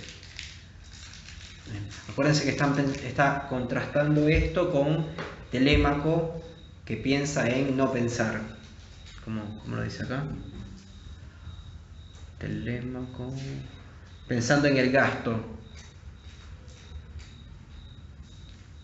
Claro, pero lo que pasa es que ese gasto que él pone ahí. ¿Y qué es Telémaco? Es el hijo de Ulises y Penélope. Que, si recuerdo bien, porque está muy preocupado por el viaje de su padre, que empieza a preocuparse, y más bien para intentar no preocuparse, piensa de tal manera que deje de pensar. Porque el problema es que De Pons se escribe así.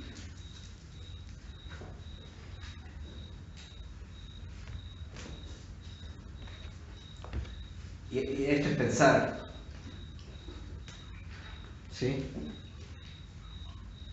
Y esto pudiera ser un prefijo de anti, ¿sí?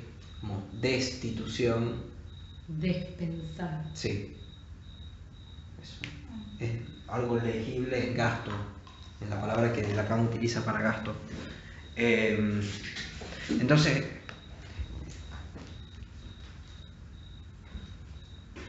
estos piensan que,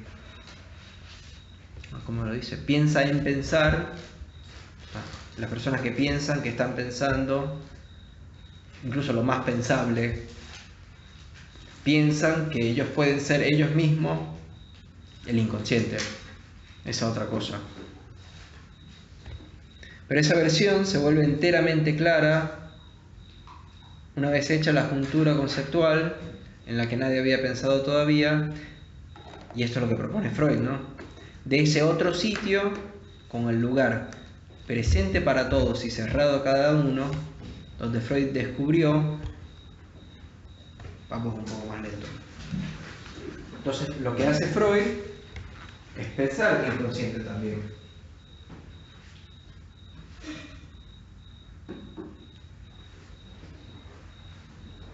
Pero Freud hace junta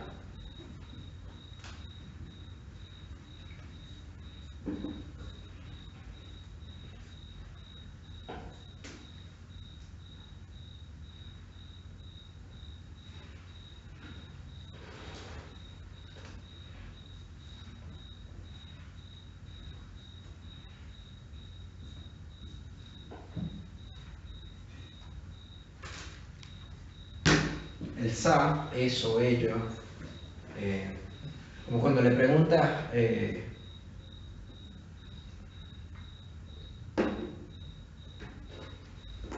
estaban en Francia algún día y no saben muy bien cómo pedir algo, puedes decir sa, ¿sí? Eso, yo quiero eso, eso es lo que quiere decir sa, y es la manera que Lacan traduce el ello de Freud. Una cosa. No necesariamente, es como eso o ello, es eso que está ahí. Donde eso piensa mal. Acá sí está traducido como ello piensa. Claro, lo que pasa es que no es nada más ello, es también eso. Eso. Claro, igual está bien porque Eso, hace una aclaración abajo. Que piensa a secas es incomprensible, entonces le ponen entre comillas ello piensa. Piensa mal pero cerrado.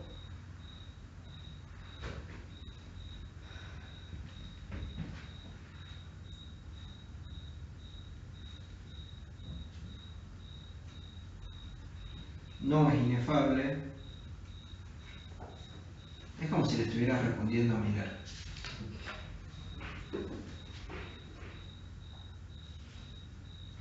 Sí.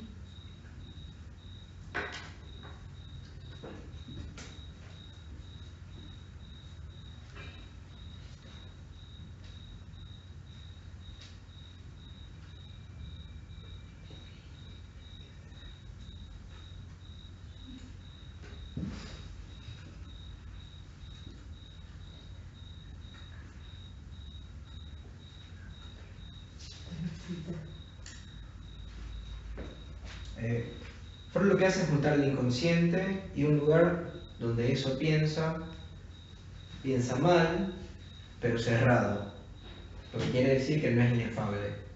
Es decir, que tiene leyes articuladas cuyo sintaxis se puede definir. Eso me parece que es una déficit. Es buenísimo, o sea, increíble. Leyes te referís a las leyes del inconsciente, el Sí. desplazamiento, Sí, esto sí, que sí, hablamos. lógicas. Sí, estas lógicas. Mientras que acá de este lado, pero realizable.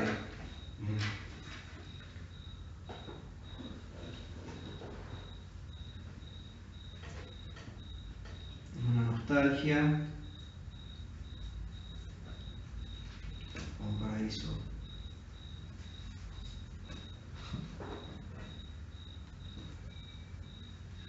Paraíso creo que lleva aquí, no estoy seguro.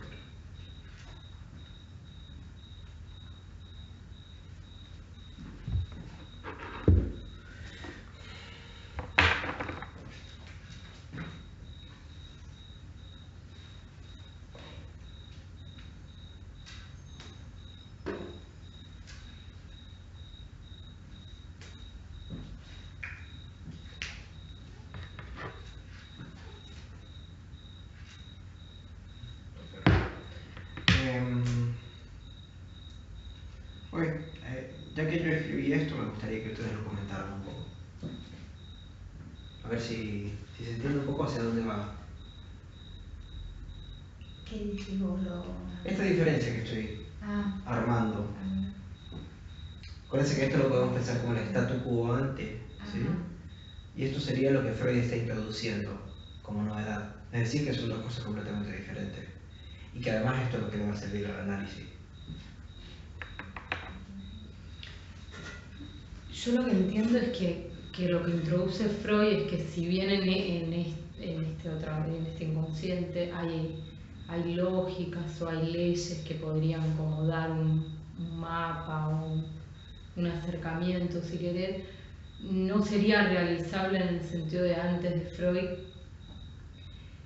donde me parece que está más cristalizado en el antes. ¿Qué quieres decir con cristalizado? Como más realizado, como menos confuso.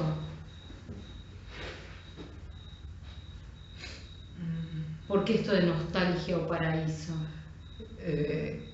Yo lo tomo como a ese pensar del inconsciente antes de Freud, como un inconsciente romántico, como ese, eso lo leí creo que en el 11, ¿cierto? Cuando empieza a hablar de ese inconsciente antes de Freud, ¿no? Inconsciente. ¿Pero qué quiere decir inconsciente romántico? No tiene que ser tú, alguien más puede responder. No sé a qué te refieres con romántico. Sí, y un inconsciente más del vulgo, ¿no? De ese decir, es que si eres inconsciente de tal cosa, ¿sí me hago entender? No pensado. ¿Leyeron Cumbres Borrascosas? No. Vi la película hace muchísimo. Bueno, eso también serviría, pero si hace muchísimo, no sé si... Sí. Esa es una de las obras románticas por excelencia. ¿Se acuerdan de...? Eso seguro lo han visto. Hay un dibujo. Una persona frente a que está como un barranco y viene como una ola. ¿La ubican? No.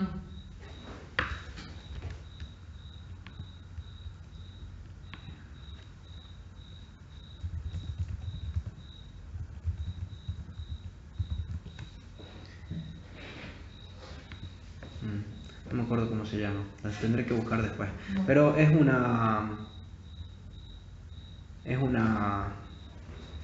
cuadro donde está una persona desde atrás, parece como medio como un príncipe o algo así, y tiene una ola de agua como si le estuviera viniendo encima. En fin, en el romanticismo se trataba básicamente de como que dejar surgir las pasiones. ¿Sí? Y que las pasiones estuvieran en contra, o sea, fueran lo que superaran la razón humana. ¿Se acuerdan que antes en el modernismo teníamos la razón contra la emoción? No sé si les gusta la música clásica. En la música clásica se escucha también la diferencia entre Chopin, que es como muy triste, pasional, como que mueve todo, y después está, por ejemplo, Haydn, que es muy recto, y todo es...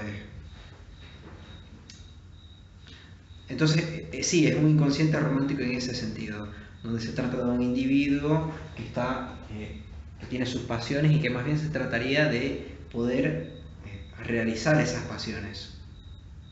¿Sí? Es decir,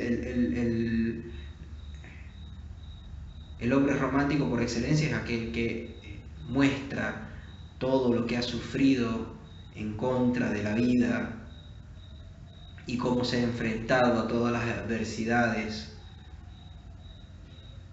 Eso más o menos sí es lo que estamos trabajando acá.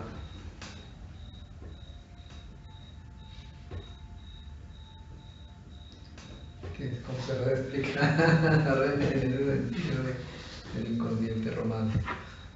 Realizable sería que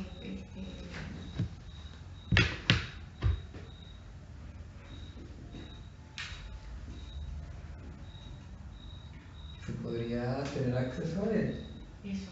Sí. Claro, a eso me Como entiendo que el acceso sería como más directo. Claro, porque entonces si yo dejo, no sé si, porque además esto es algo, a ver, más o menos con esto se van a topar en la clínica más de una vez, que personas que están sufriendo porque justamente la manera de sufrir de ellos es la manera de ellos de existir. Es decir, yo tengo que mostrar e incluso exacerbar mi sufrimiento para poder sentir algo y poder ser. ¿Sí? Entonces, se entiende un poco de lo que estoy hablando, ¿no? O sea,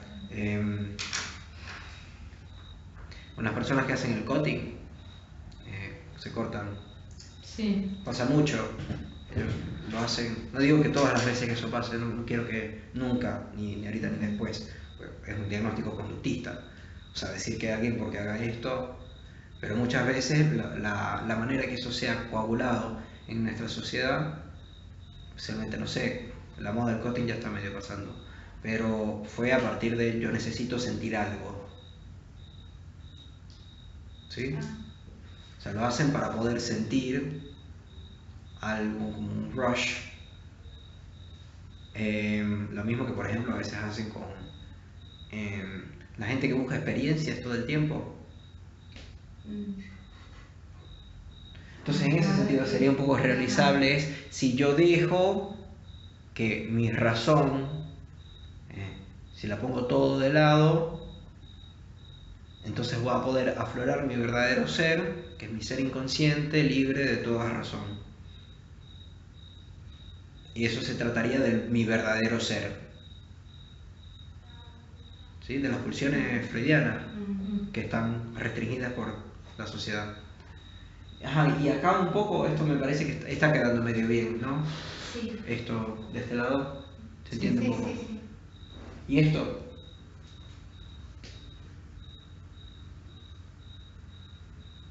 Ahí que dice junta. Sí, junta, une. Realidad, sí. Inconsciente.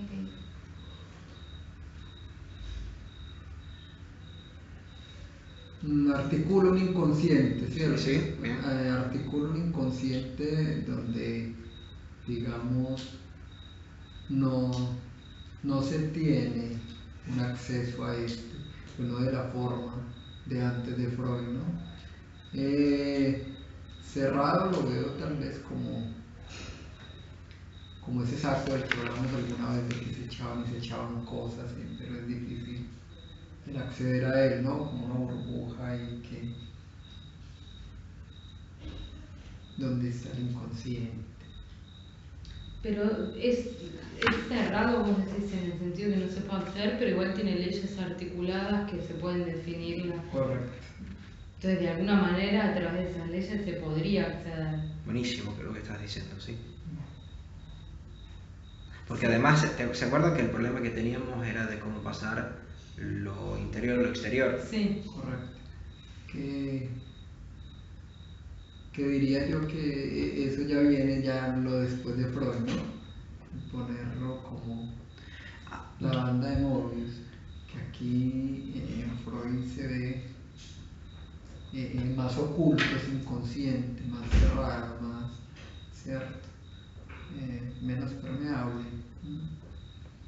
Ok, pero sigamos un poco en la línea de que son las leyes y que eso se puede descubrir. Porque esto que tú estás describiendo, capaz estuviéramos acá. Acá sí pudiéramos poner como si fuera como una esferita. Pero acá las leyes te permiten acceder a esa esferita.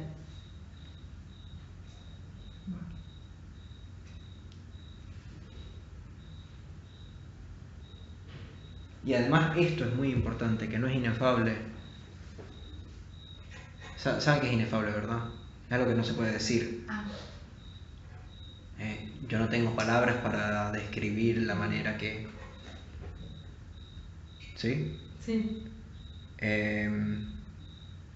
Entonces tenemos eso. O sea, se puede decir. Se puede decir en el inconsciente. Decir. Y cerrado, Esto que estaban diciendo que sigue tratando de una persona. O sea, que se sigue tratando de algo que... Después lo tratamos más, porque por cerrado queremos decir tanto que tiene, que no es inefable porque tiene unas leyes de orden cerrado. Y al mismo tiempo que se trata de un caso particular, porque no es todos los casos que se presentan acá, porque justamente el inconsciente es una parte grandísima del caso que vamos a tratar, para no decir que es el caso. O pudiéramos decir que nosotros con lo que trabajamos es el inconsciente.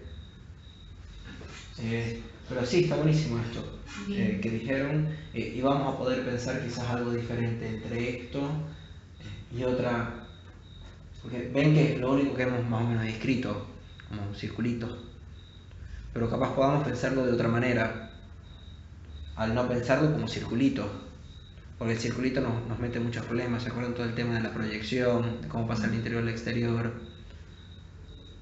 Esto, la responsabilidad. Bueno, está bien, qué bueno.